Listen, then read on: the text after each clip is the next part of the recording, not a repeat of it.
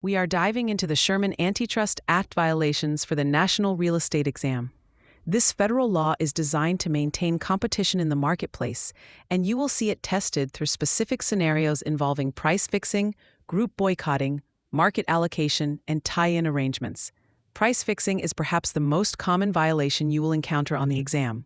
It occurs when competing brokers agree to set standard commission rates, rather than letting the market determine those fees. On your exam, look out for phrases like going rate or standard local commission, or even the suggestion that a board of realtors sets the fees, as these are major red flags. Even an informal conversation at a lunch meeting between brokers from different firms about what they plan to charge can be interpreted as price fixing. You must remember that commission rates are always negotiable between the broker and the client by law. Any implication that rates are non-negotiable or fixed by some external authority is a violation that will likely be the correct answer on a test question. Moving to group boycotting, this happens when two or more brokers conspire against another business, typically to drive a discount competitor out of the market. The exam often tests this by describing a situation where several agents from different firms decide collectively not to show a specific firm's listings because that firm charges a lower commission than the others. Note that an individual broker can choose not to work with someone based on their own independent business judgment, but the violation occurs the moment there is an agreement or a conspiracy between competitors to do so. Market allocation involves competing brokers dividing territories or categories of customers to avoid competition. You might see a scenario where two brokers agree that one will exclusively take the north side of town while the other takes the south side.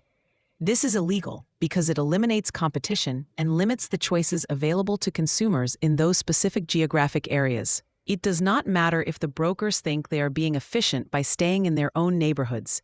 If they agree to stay out of each other's way, it is a violation of the law. Tie-in arrangements are the fourth major violation you must master. This occurs when a broker makes the sale of one product or service contingent on the purchase of a second unrelated product or service. For example, a developer might tell a buyer they can only purchase a highly desirable vacant lot if they also agree to use the developer's specific brokerage for the future listing of the home. This is a prohibited tie-in because it forces the consumer to buy something they might not otherwise choose.